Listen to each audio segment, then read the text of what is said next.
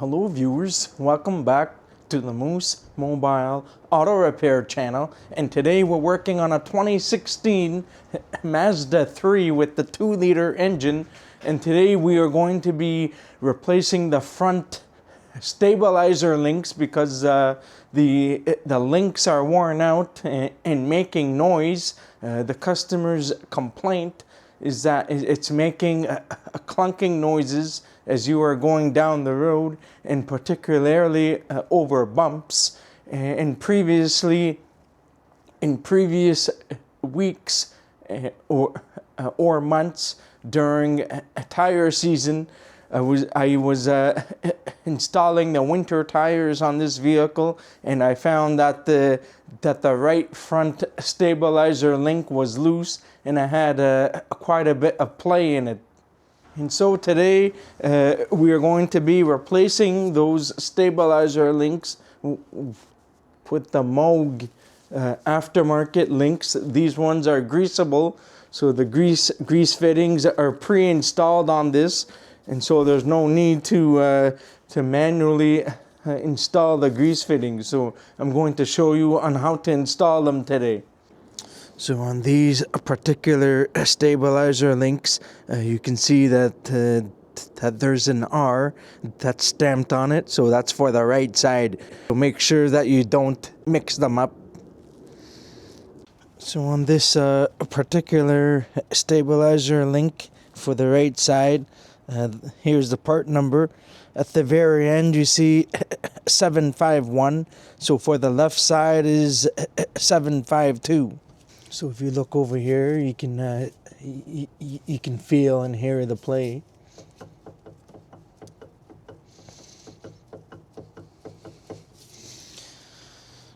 So the first thing you want to do is you want to loosen up the top one. You can either do the bottom or the top.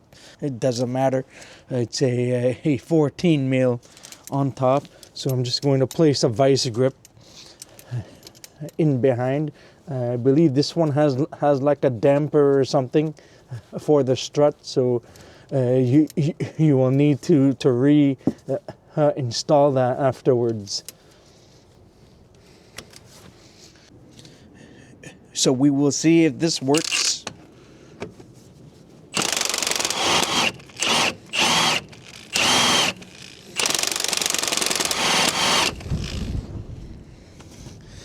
And alternatively, you can use an Allen key hex wrench to put it in here while you loosen it up with a wrench or something. But that doesn't always normally work, and especially in the rust belt. It's a bit loose now, but it's not loose enough. So we still need to get behind there to make it work, to hold onto the socket in the back.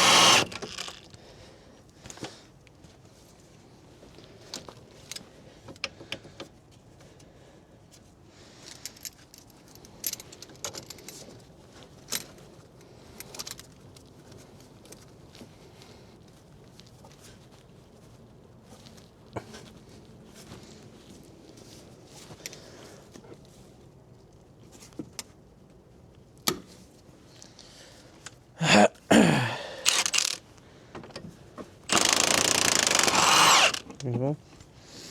Don't.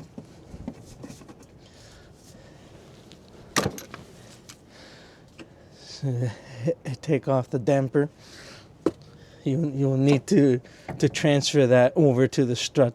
It's for dampening characteristics for the strut and the suspension and things like that. So you can just pull them and break them off, so that way you will be able to expose the socket that's inside here.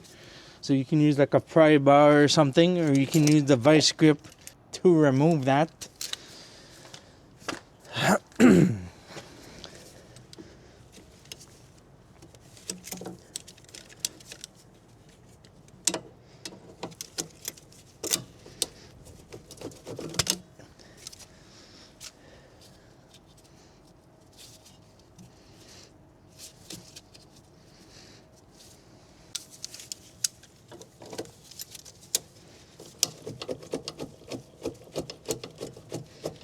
You just use a vice grip in behind and I just pull towards me.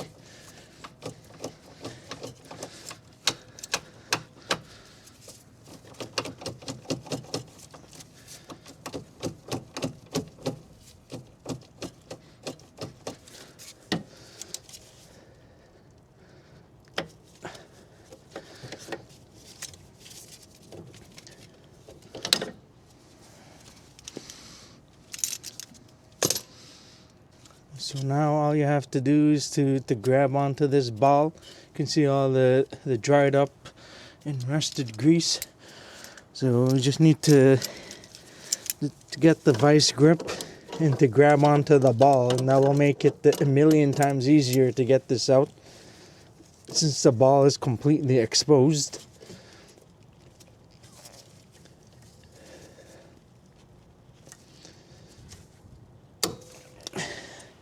And it's a 14 at the bottom as well. So we have to see if we're able to to loosen this up first.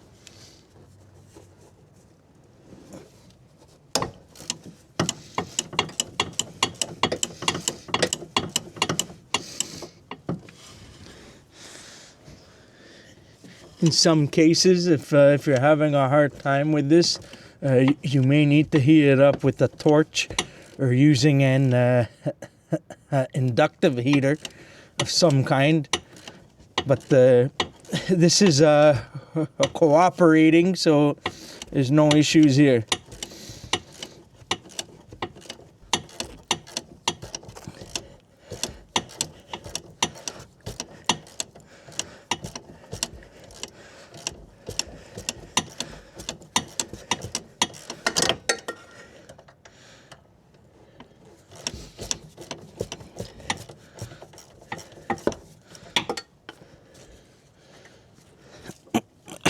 So that's out.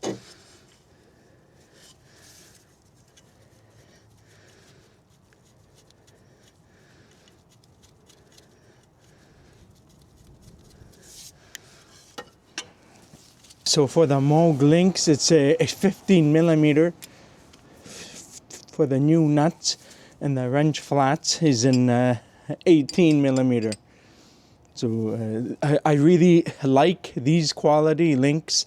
These ones are way better than the OEM links on vehicles today. These ones I have not had a single issue with, and I have not had one fail yet after installing these, for as long as you are greasing them every oil change, and that they are maintained. So because I live in the Rust Belt, I always like to apply some grease onto the threads of the link, so that way in the future, if for any reason I need to remove these links, they will come out easily. So now we are going to install these links. I don't think it exactly matters as to how you install this, as long as it's installed the same exact orientation as before. You need to put this in between and install the nut.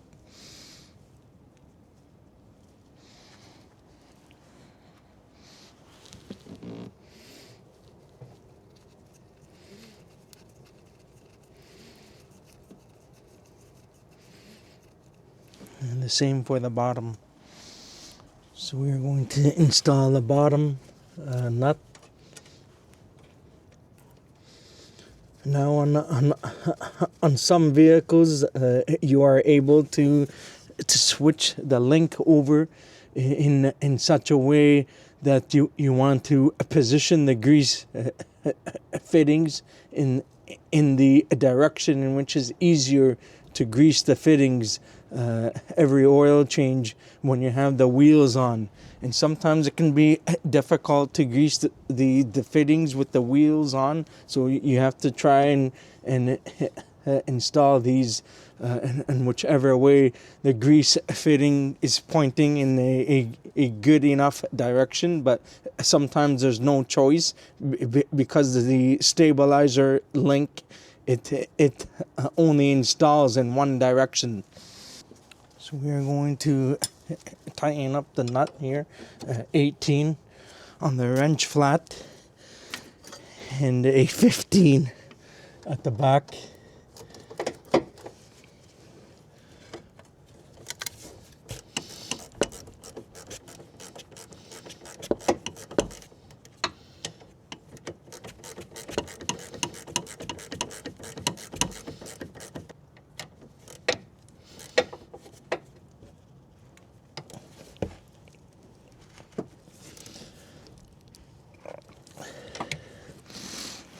So for these ones, I really don't know if there's an actual torque specs for these links, but you just need to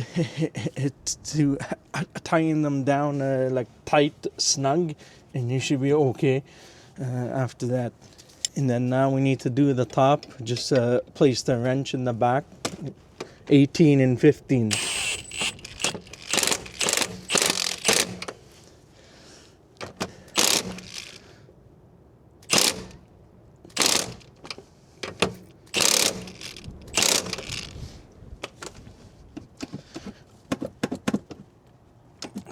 Just trying to get the wrench out now, out of the way.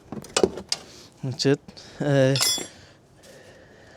My impact wrench is okay. It's not like it's strong, but it's not like super strong. So I need to tighten it up a little bit more. So now we're all done. You just need to verify the repair. Just make sure everything is nice and tight, and that there's no play. And then you should be okay. And then you just need to grease the fittings after that. Just verify your work.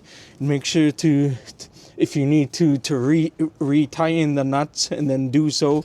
Just make sure everything is tight, and then that's it. The other side is the same exact thing. So there's not really too much to it, for as long as you get the links out, the old links. After you get the old links out, then everything else is easy. Now, I don't normally like to use cheap links because the material of the metal and stuff sometimes is cheap, and so when you try to tighten them, and even if you tighten it a little bit tight, the threads, they often strip and they shear off. So those links are garbage. So I really don't like to use cheap aftermarket links, because I have often had too many problems with them. So grease the fittings.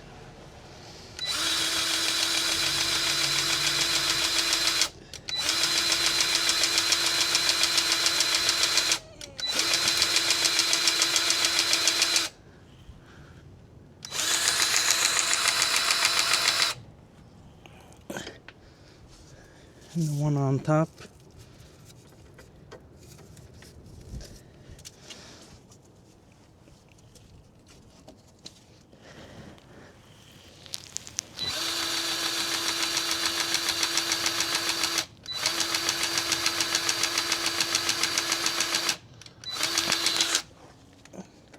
And once you're done, you can just wipe down the excess, and you should be all good.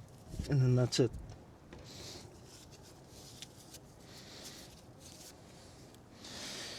You can use the grease to put grease on the nut and on the threads and stuff like that. So make sure you verify for play, make sure everything is tight, and then that's it. So I finished the driver's side. It's the same exact thing as the passenger side. This side was a lot easier to do for some reason because I did the right side, and so when you do the other side, it usually becomes easier because you already know on what to do.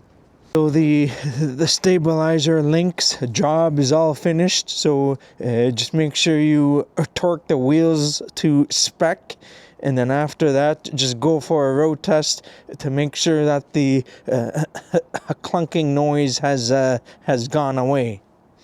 So that's going to conclude the replacement of the front stabilizer links on the 2016 Mazda 3. That's it for today. If you enjoyed this video and found it helpful, please don't forget to give it a like, and please consider subscribing to my channel if you're not already a subscriber, and I'll see you in the next one. Have a good day and take care.